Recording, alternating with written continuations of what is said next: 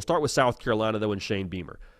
The year in review for them is this year was, I think, massively overachieving, which kind of sounds condescending, but that's kind of been Shane Beamer's MO since he's been in Columbia.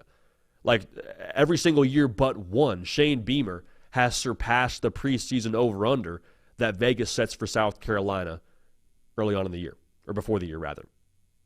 They now sit in a spot where they have a chance to launch, I believe, into a new trajectory and a new tier in the college football world, and specifically in the SEC.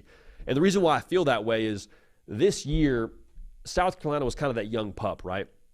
A lot of energy, a lot of gusto, a lot of emotion.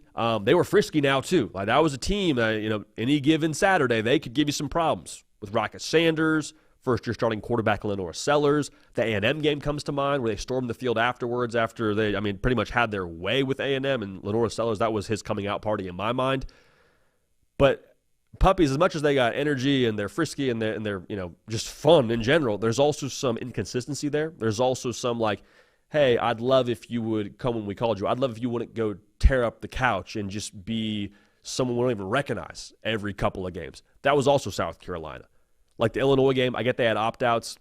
Does that make a difference? Yeah, probably. But again, like, the games are the games. Football field don't lie. South Carolina there. They were inconsistent. You look at the game against LSU early on in the year. If Lenor Sellers plays the entirety of that game, yeah, maybe they're different. Maybe they do win that football game. But again, woulda, shoulda, coulda, it's hard to make excuses. And so I say all that to say now, as they move into 2025, the trajectory for South Carolina, I think they are as exciting as a team, as dangerous as a team as there is in college football. Because they have the things now that a lot of these different programs across the country are still trying to figure out how to get on their team. I think Lenor Sellers next year is going to be the best quarterback in America. Full stop.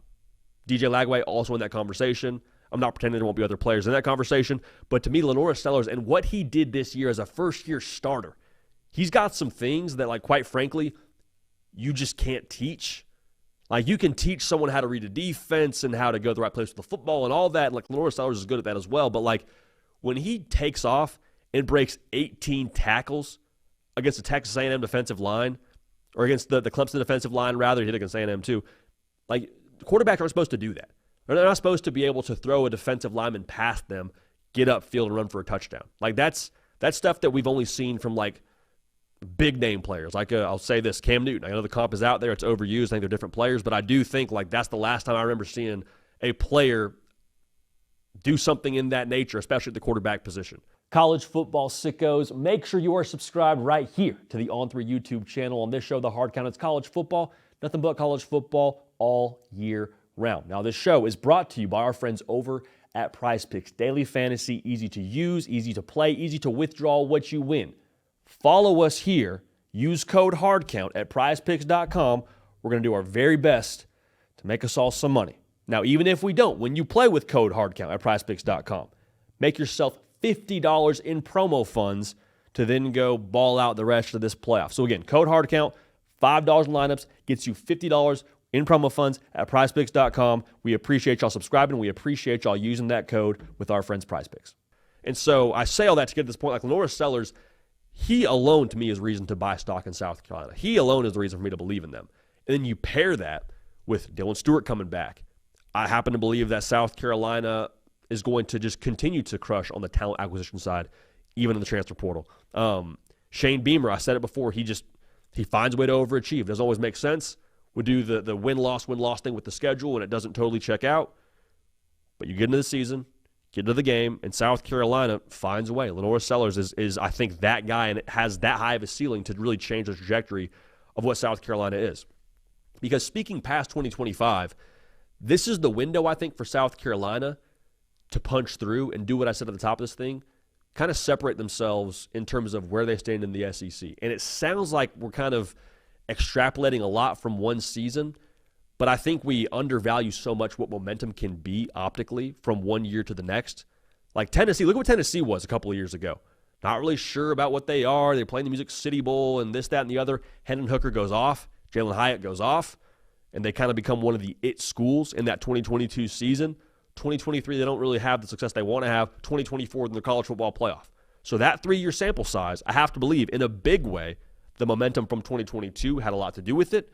And then 2024, getting to the playoff, I think kind of announces them as one of those teams that they expect to be top tier in the SEC now. And it's not ridiculous to have that conversation. That could very easily be South Carolina. Could very easily be South Carolina. And I think it starts with the pop year next year. One more thing I'll add. I think people want to go play for Shane Beamer.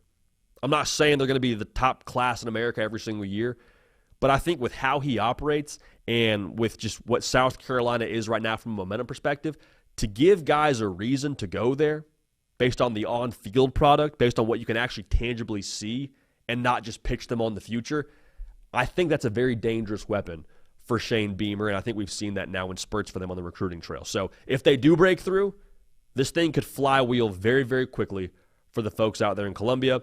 And again, a lot of it to me has to do with how special Lenor Sellers is. I'll close with this. If we're drafting returning quarterbacks for next year, I'm taking Lenor Sellers 1-1, and I'm not thinking twice about it. So trajectory is massive for South Carolina, and this year, massive overachievement. But that's how it starts, man. You build the foundation, build upon it, and then you're off to the races.